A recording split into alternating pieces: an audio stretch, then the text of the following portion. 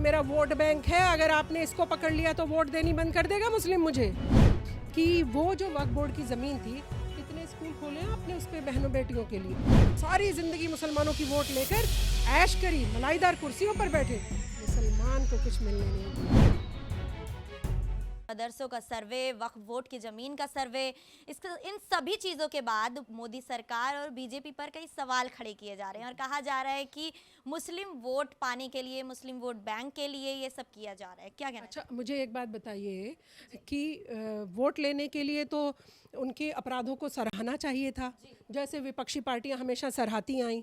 कोई मुस्लिम अगर अपराध करके आ गया तो थाने में फ़ोन आ गया किसी न किसी मंत्री का कि छोड़ दीजिए, ये मेरा वोट बैंक है, अगर आपने इसको पकड़ लिया तो वोट देनी बंद कर देगा मुस्लिम मुझे। है भारतीय जनता पार्टी को फिर तो यूं करना चाहिए था। भारतीय जनता पार्टी सशक्त कदम उठा रही है, ये मैं निष्पक्ष होकर बोल रही हूँ। बिल्कुल मेरा मैं देश के लिए सोचकर बोल रही हूँ, बीइंग ए भारतीय मुस्लिम बोल रही हूँ कि जब हम देखते हैं कि वक्फ बोर्ड की ज़मीन पर क्या आप लोगों ने कब्जे नहीं कर रखे? क्या आपने कभी मुस्लिम बहनों के लिए एक स्कूल बनाने की कोशिश की उस वक्फ बोर्ड की ज़मीन पर? पूछ रही हूँ मैं आपके माध्यम से। जो महान लोग ये सब बातें बोलते हैं मुस्लिम, उनसे पूछिएगा जब पकड़ में आ जाएं आपकी, कि हमें ये बताइए। शबनम जी ने ये सवाल किया है कि वो जो वक्फ बोर्ड की ज़मीन थी, कितने स्कूल खोले हैं आपने उस पर बहनों बेटियों के लिए, और वो जो आपने काजी बिठा रखे थे कि ये काजी सॉर्ट आउट करेंगे 3 तलाक, जब बेटी जाती थी कुरान शरीफ में लिखी नहीं वो बात, तो वो काजी ये क्यों कहता था कि कुरान शरीफ में नहीं लिखा लेकिन तलाक हो गया? जब हमारे संविधान में कोई चीज़ नहीं लिखी होगी, आप बताइए मुझे, तो हम कैसे मान लेंगे उस चीज़ को? जो हमारे धर्म में लिखा नहीं, हम क्यों मानेंगे उसको? और जो लिखा है वो पढ़ाएंगे नहीं, क्योंकि उससे अपनी पेट मोटे नहीं होते हैं। मुल्लाओं ने हमेशा इस्लाम धर्म का इस्तेमाल इस तरह से किया कि जो अच्छी बातें थी वो नहीं सिखाई, हमेशा सिखाया कि मेरा पेट मोटा कैसे होगा, मेरी अचकन में प्रेस रहनी चाहिए। मुसलमान कितने भी पीछे चले जाएं, सच्चर कमेटी की रिपोर्ट आप पर हम लेकर आएँ क्या? सच्चर कमेटी की रिपोर्ट तो कांग्रेस पार्टी की थी, जो सच्चर कमेटी की रिपोर्ट बनाई थी, उसमें तो हम दलितों से भी पिछड़े बताए गए हैं जनाब। उस पर कभी कुछ काम किया है? पूछ रही हूँ मैं आपके माध्यम से, कांग्रेस पार्टी से भी पूछ रही हूँ और मुल्लाओं से भी पूछ रही हूँ जो यहाँ पर बैठकर फालतू की बात करते हैं। मैं कह रही हूँ कि आज भी समय है, मुसलमानों को पटरी पर आना चाहिए और इन मुल्लाओं का बिल्कुल दामन छोड़ देना चाहिए।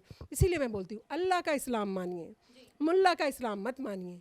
ये मुल्लाओं के इस्लाम ने ना हमें बड़ा छकाया है, बहुत परेशान किया है, और आज भी हमारा पीछा नहीं छोड़ रहे हैं। आज जब मुसलमान देश की मुख्य धारा से जुड़ना चाहता है, एक बड़ा तबका तो मुसलमान का देश की मुख्य धारा से जुड़ना चाहता है, लेकिन ये उनके दिमाग को कहते हैं अरे ये तो इस्लाम के ख़िलाफ़ है।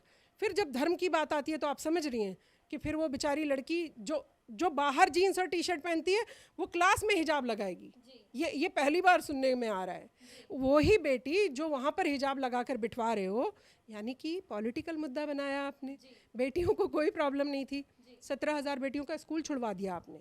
उन 17,000 बेटियों का खमियाजा भुगतोगे आप? नहीं भुगतोगे। बस वोट मिल जाए मुसलमानों की। ये सारा षड्यंत्र जो आप चलता हुआ देख रही हैं ना, PFI आतंकवाद फैलाता है। और ये मैं नहीं कह रही हूँ, मतलब ये मेरे शब्द नहीं हैं, ये मैं कानून के तहत जो सुनती हूँ, पढ़ती हूँ, न्यूज़ में जो उनके जो मसौदा मिलता है, मैं उससे बता रही हूँ आपको। और फिर मुल्लाओं ने आज तक एक बहन बेटी के लिए क्या काम किया है, बस इतना पूछ लीजिएगा कि क्या काम किया है आपने।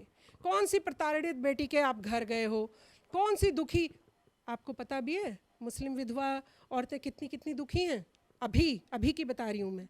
कम से कम मोदी सरकार, चाहे आप उसे कितनी भी लानत मलानत देते रहिए, वो ये तो नहीं देखते। योगी जी ने घर घर खाना पहुँचाया, ये तो नहीं पूछा कि अरे आप शबनम खान हैं, आप अंजलि हैं, ये तो नहीं पूछा ना। खाना तो शबनम खान के भी घर पहुँचा, अंजलि के भी घर पहुँचा। तो मैं बोल रही हूँ कि आप हिंदू मुसलमान को बांटना छोड़िए।